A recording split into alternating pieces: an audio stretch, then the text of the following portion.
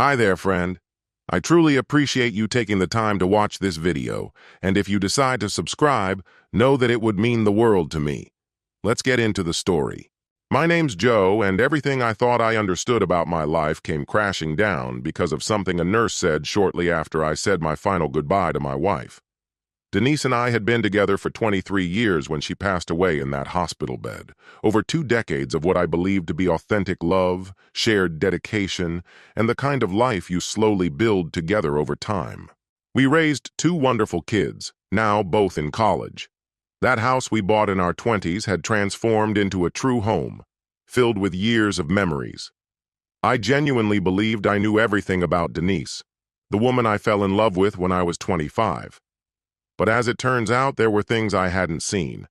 Denise wasn't my first serious relationship, but she was the first one who made me believe in a love that could endure. A love that shaped you into a better version of yourself. When I met her, she was 23 and working at a dental office's front desk. At that point, I was still trying to figure out where my career would go, working as a junior accountant at a small firm. Denise stood out from the other women I'd dated. She was calm, grounded, emotionally steady. There was a kind of quiet strength in her presence that drew me in from the beginning.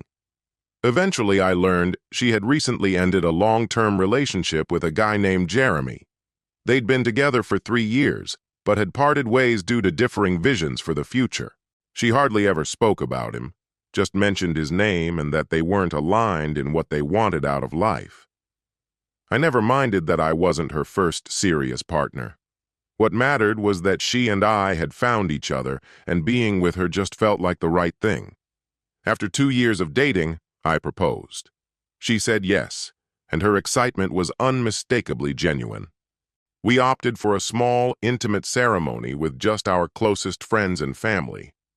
In the early days of marriage, we faced the typical adjustments, navigating each other's quirks, balancing the budget, managing extended family, and building careers. One thing I noticed early on was that when Denise was upset or overwhelmed, she would retreat emotionally. That tendency used to worry me.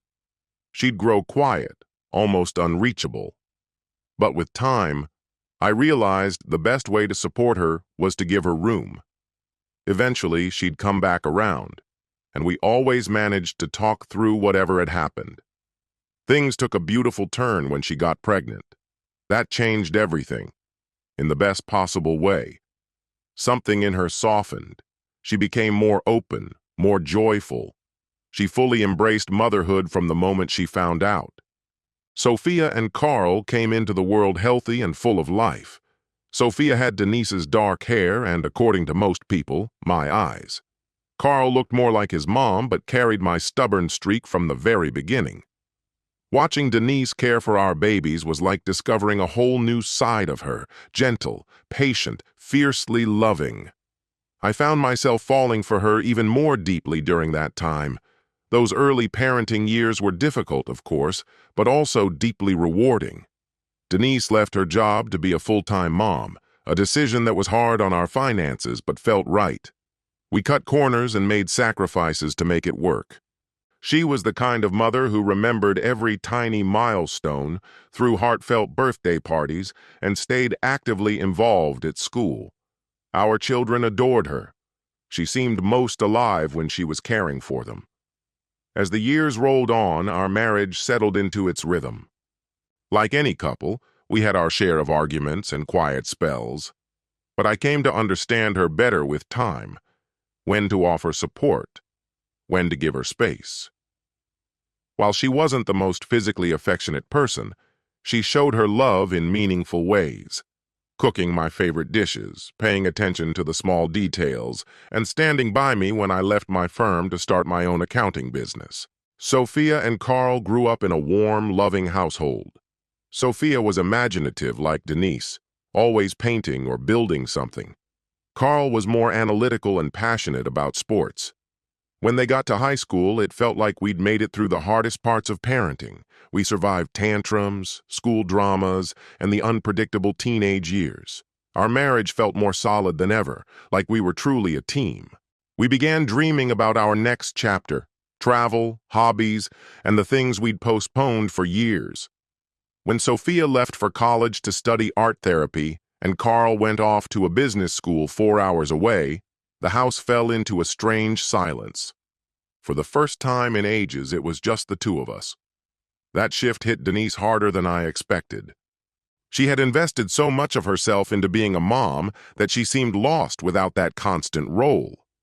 She thought about going back to work or getting involved in community service, but nothing seemed to stick. I told her there was no pressure. Our finances were in good shape. She had time to figure things out. Then one quiet Tuesday morning in March, everything changed again. During a routine self-exam, Denise felt something. Just as I was about to leave for the office, she called me into the bathroom. Her expression was tight, worried.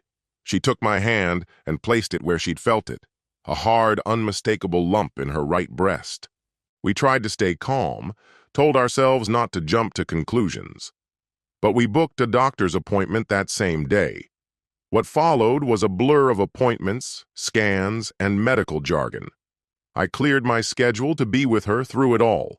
She tried to act composed, but I could tell she was scared.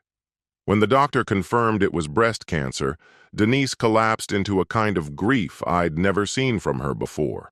Full-body sobs that made me feel completely helpless. I held her tightly in that sterile room and told her we'd get through it. Together. The prognosis was optimistic. They had caught it early. The plan was surgery, followed by chemo and radiation. The next 6 months tested every part of our relationship. Denise lost her hair, her appetite, her energy. Some days she couldn't even sit up. But she never gave up, and I never left her side. I tried different foods to see what she could tolerate, drove her to every single appointment, and kept her company during long chemo sessions. The kids visited often, and we FaceTimed daily.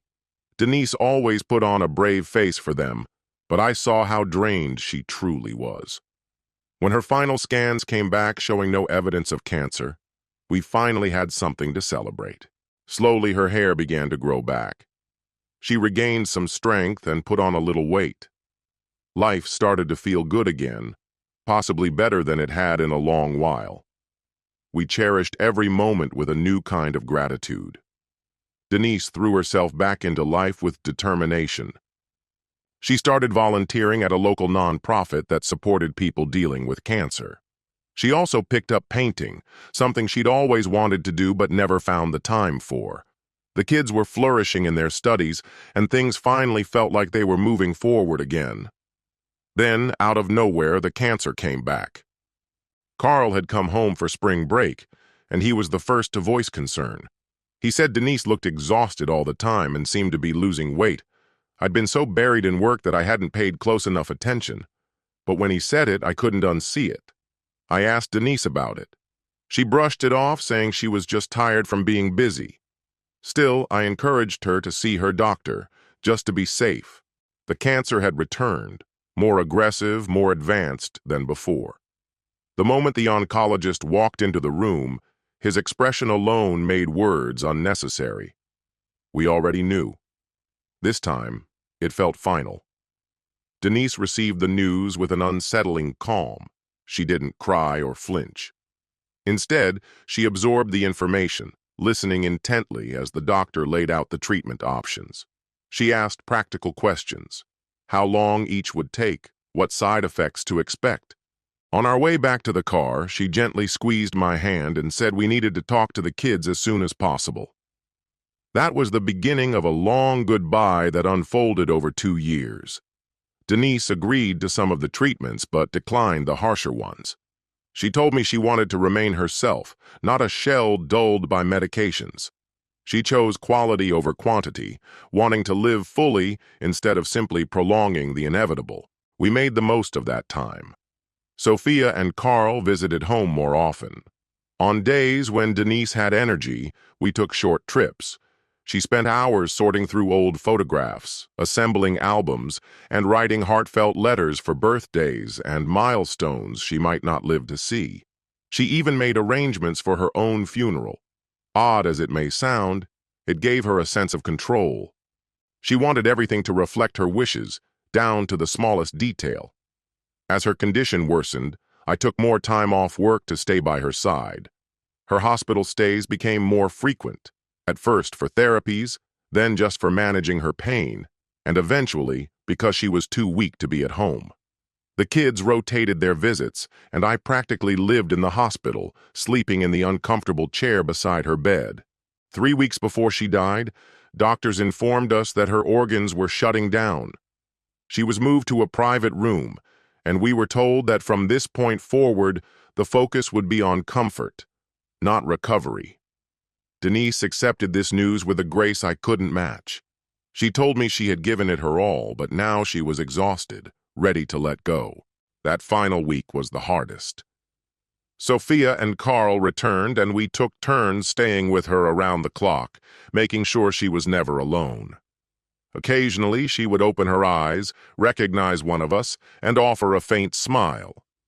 On her last day, she was unconscious for most of it. The doctors warned us that her systems were shutting down and that we likely had only a few hours left. Sophia and Carl had been there all morning but had stepped out briefly to get some food. I stayed in the room, holding Denise's hand and speaking to her even though she couldn't respond. I reminded her of our happiest moments, our wedding day, how radiant she looked walking down the aisle, the overwhelming joy of welcoming Sophia, the proud tears in her eyes when Carl took his first steps. I told her how much I loved her, how grateful I was for the 23 years we'd shared, how proud I was of the home we built and the children we raised. Around 6 p.m., her breathing started to change, becoming more shallow, more labored. Nurses came in and explained gently that the end was near. One of them advised me to call our children and ask them to return immediately. I remained seated beside Denise, watching each breath, listening to the low hum of the machines. Around 7:30, a nurse returned and quietly told me that her blood pressure was falling rapidly and her breathing had become irregular. The end was imminent. I called the kids. They said they were already on their way. At approximately 9:30 that evening, Denise drew her final breath. It was silent, peaceful, exactly how she would have wanted it. I sat there, still holding her hand, trying to process the fact that she was truly gone. After more than 2 decades of marriage, the space beside me felt achingly empty. Eventually, I knew I had to alert the nurses. I also had to call Sophia and Carl, by now likely just minutes away. I kissed Denise on the forehead and quietly promised her I would take care of everything, that I would be strong for the kids, that I would never forget her. A nurse arrived shortly after, recorded the time, and left with a hushed nod. I remained in the room, numb, unable to move. At some point, I got up from the chair where I'd spent so many long nights. I needed to find the doctor, complete the necessary paperwork, and begin informing family and friends. As I reached for the doorknob, I heard faint voices coming from the hallway. 2 nurses were speaking in low tones. I froze when I heard the phrase, "the husband." They hadn't said my name, but I knew they were talking about me. Their voices were soft, laced with sympathy, and I leaned in instinctively. What I overheard next broke everything I believed to be true. One nurse expressed her sadness for me, how devoted I had been, how I had never left Denise's side. The other nurse agreed, then mentioned a conversation Denise had had the day before with a man, during a moment when I wasn't there. She said Denise had finally admitted to keeping a painful secret for years, one she had only revealed now, near the end.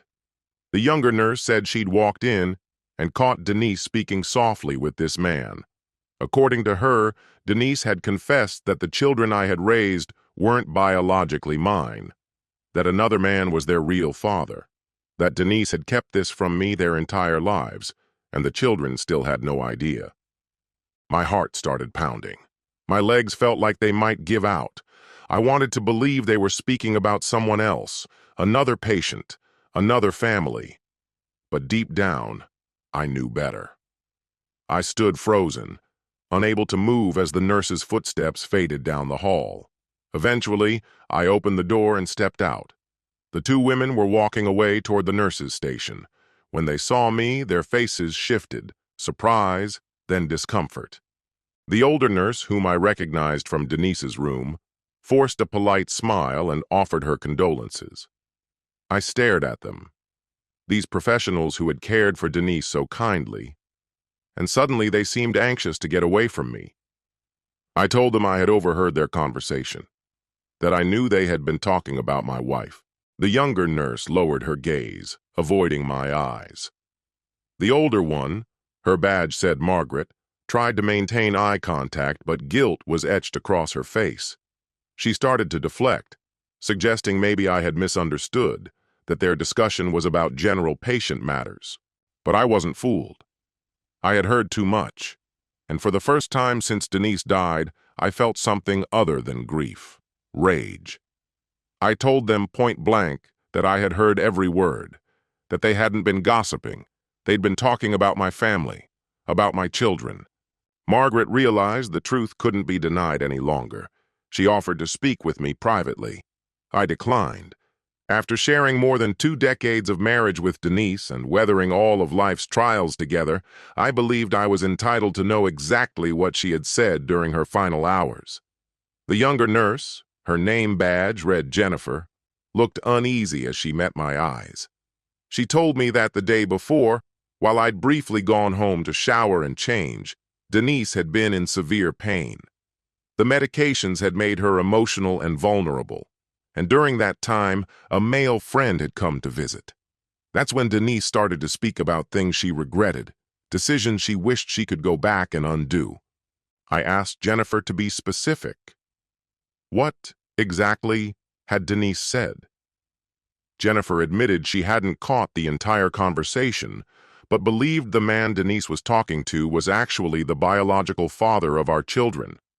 According to her, Denise had wept during the visit, saying she had meant to tell me the truth years ago, but had never found the strength to do it. She explained that Denise had once been romantically involved with the man, and that the pregnancy had resulted from their affair. Jennifer added that when Denise found out she was pregnant, she didn't know how to proceed. She chose not to tell the man because he'd already made it clear he didn't want kids and had no desire to reignite their relationship. I covered my face with both hands. 23 years. 2 children I had given everything to, who had always been the heart of my existence.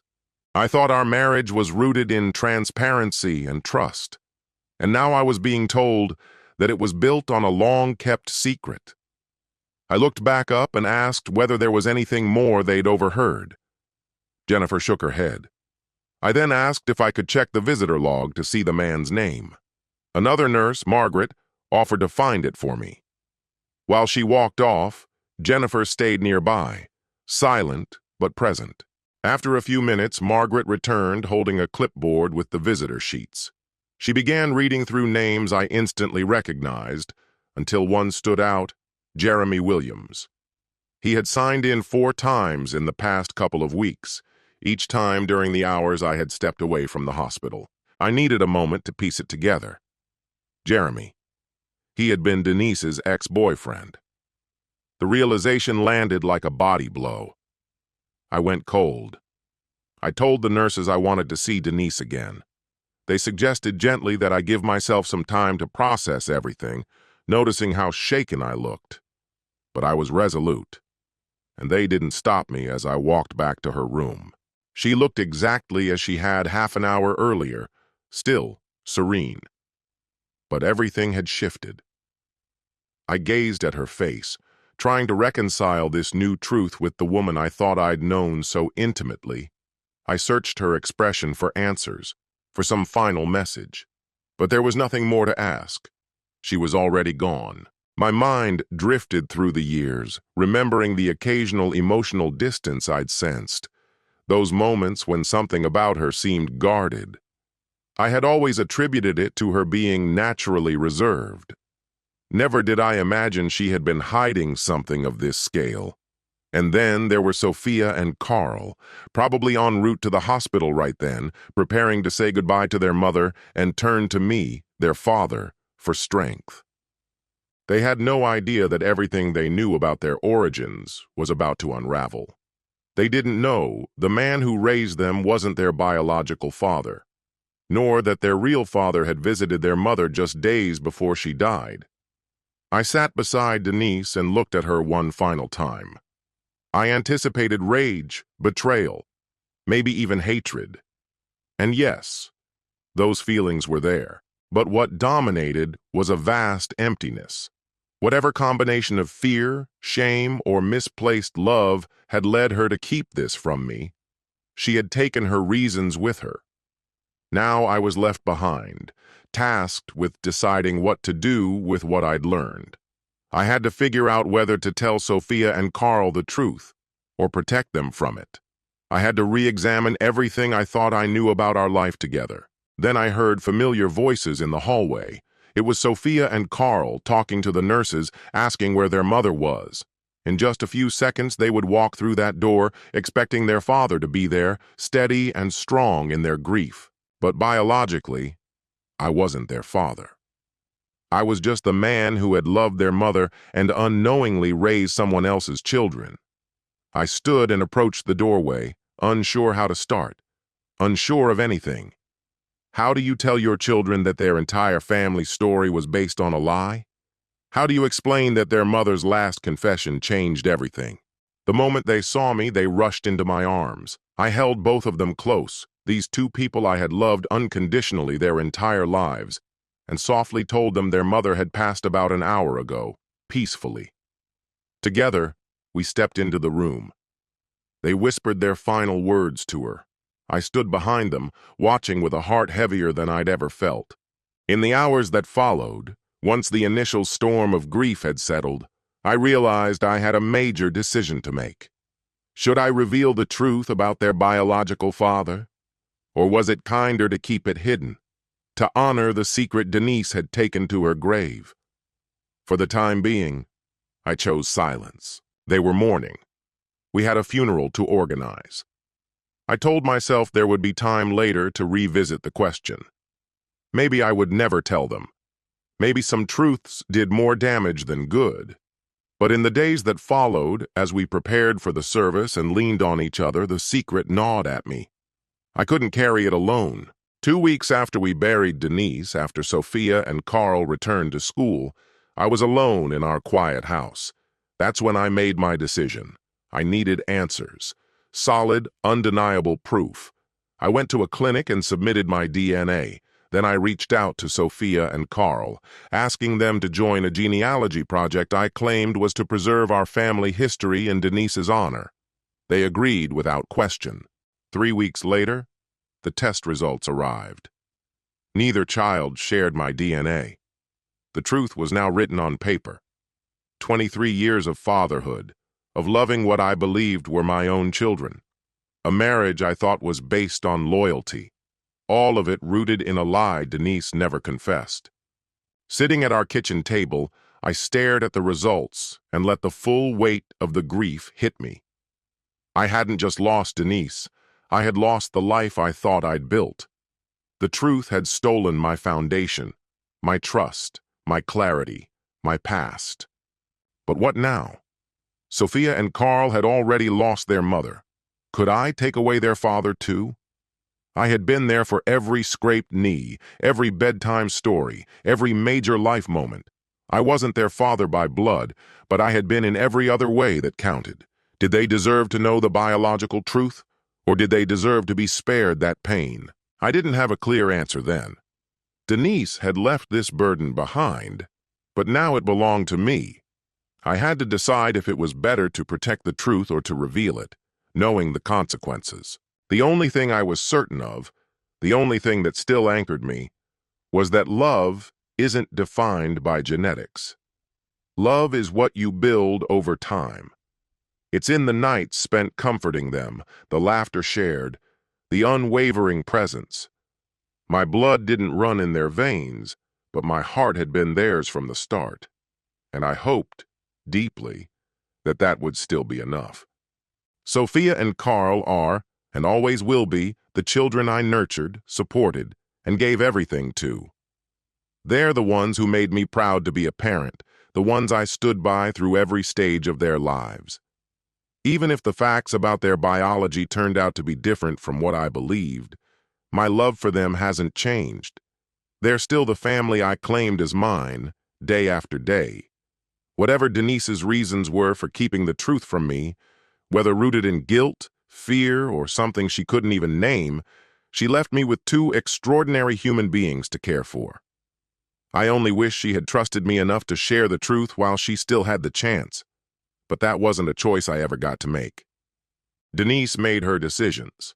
Now, I have to make mine. I'm left wrestling with a question I never imagined I'd face. Should I allow Sophia and Carl to continue believing I'm their biological father? Or should I be honest, even if it means shaking their sense of identity to its core?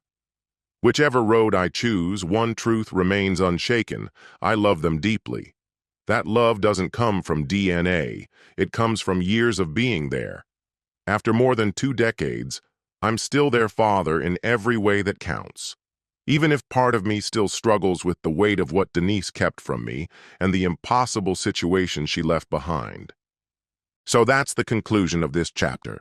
I'd genuinely like to know your perspective. Feel free to leave a comment below and let me know what you think. Thank you for sharing your time with me today. If this story touched something in you, I invite you to check out the other videos here on the channel. Until we meet again, take care, my friend.